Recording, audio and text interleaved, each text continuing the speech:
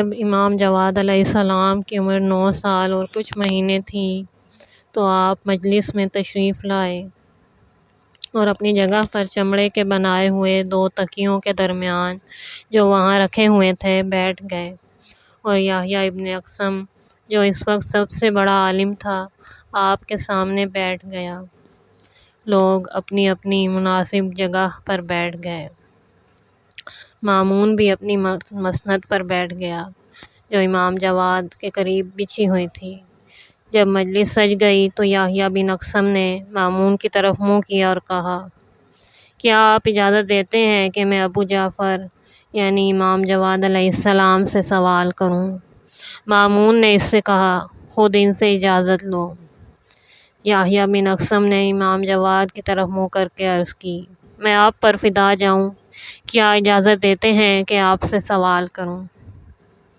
امام علیہ السلام نے فرمایا، جو چاہتے ہو سوال کرو۔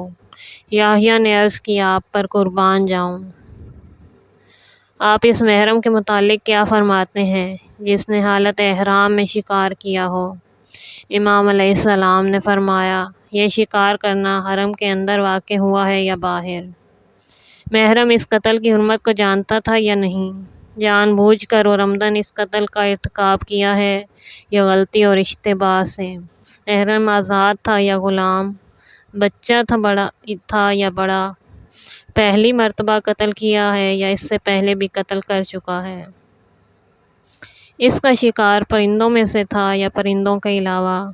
شکار بڑا تھا یا چھوٹا؟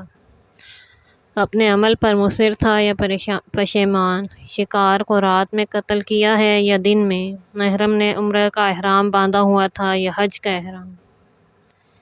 یحییٰ بن اقسم نے جب امام علیہ السلام سے اپنے سوال کے متعلق اس مسئلے کی اتنی شکیں سنی تو حیران و پریشان ہو گیا۔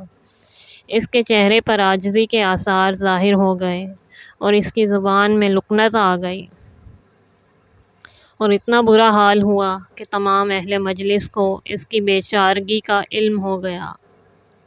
مامون نے کہا، میں خدا کی حمد اور شکر ادا کرتا ہوں اس نعمت پر جو اس نے ابو جعفر کے متعلق میری رائے کو میرے خاندان کے مقابلے میں سچ کر دکھایا، اور اپنے خاندان والوں کی طرف منہ کر کے کہا، کیا اب تمہیں پتہ چلا ہے اور اب قبول کرتے ہو اس بات کو جو تم ماننے کے لیے تیار نہ تھے؟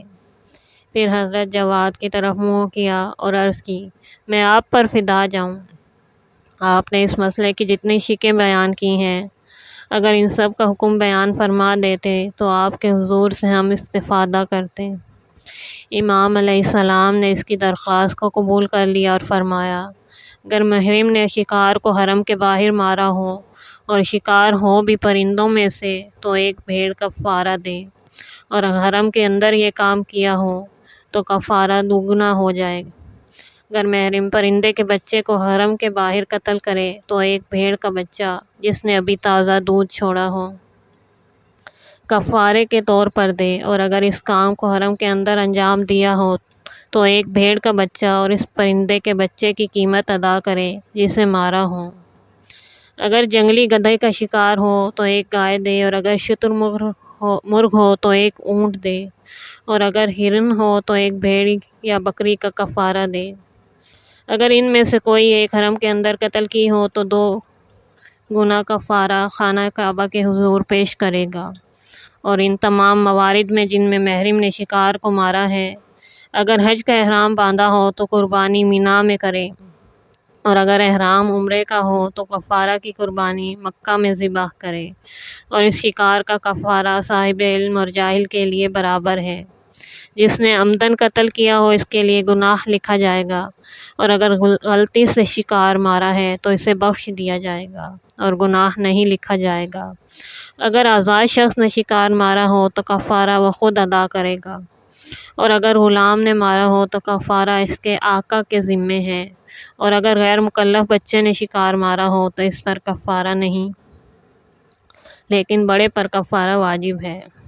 جس نے شکار مارا ہو اور بعد میں پشیمان ہوا ہو تو آخرت کا عذاب اس سے ساکت ہو جائے گا، لیکن جو اس پر اصرار کرے تو آخرت میں بھی اسے عذاب ملے گا۔ امام علیہ السلام کا جواب جب مکمل ہوا تو مامون نے پکار کر کہا، اے ابو جعفر، آپ نے مطلب کو کیا بہتر انداز سے بیان کیا ہے۔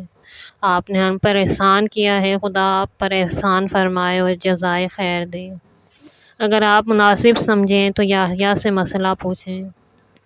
امام علیہ السلام نے یحییٰ سے فرمائے تو اس سے سوال پوچھوں؟ اس نے عرض کیا، آپ اختیار رکھتے ہیں۔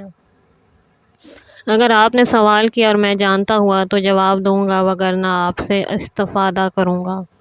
امام جواد علیہ السلام نے فرمایا، ایک مرد نے جب دن کے شروع میں عورت کو دیکھا تو وہ اس پر حرام تھی، جب تھوڑا سا دن زیادہ ہوا تو وہ حلال ہو گئی، اور جب ظہر کا وقت آیا تو حرام ہو گئی اور عصر کے وقت حلال ہو گئی، غروب کے وقت حرام اور عشاء کے وقت حلال، اور آدھی رات کو اس پر حرام ہو گئی، جیسے صبح طلوع ہوئی تو دوبارہ اس پر حلال ہو گئی۔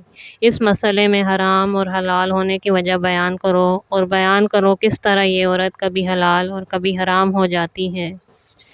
یحییٰ نے عرض کی، خدا کی قسم میں اس مسئلے کا جواب نہیں جانتا، اس میں جتنی شکیں ہیں مجھے ان کا علم نہیں ہے، آپ خود ہی اس مسئلے کا جواب بیان فرمائیں تاکہ ہم فائدہ اٹھا سکیں۔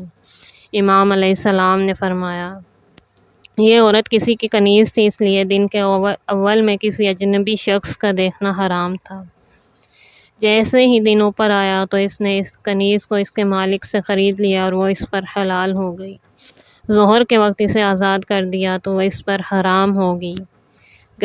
جب عصر کا وقت آیا تو اس سے عقد کر لیا تو اس پر حلال ہو گئی۔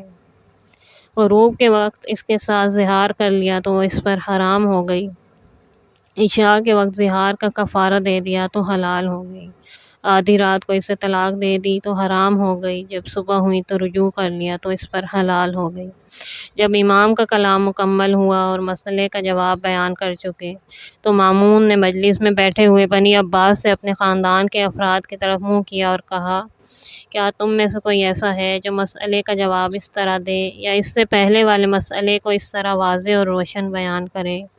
سب نے کہا، خدا کی قسم ہم نہیں جانتے، اور امیر المومنین جو ہم سے بہتر علم رکھتے ہیں ان کو بھی جواب کا علم نہیں ہے۔ مامون نے کہا، تم پر افسوس ہے اہل بیت، رسول خدا تمام مخلوق کے درمیان فضیلت اور برتری کے ساتھ چنے گئے ہیں۔ سن کی کمی ان کے کمالات کے ظاہر ہونے میں رکاوٹ پیدا نہیں کرتی۔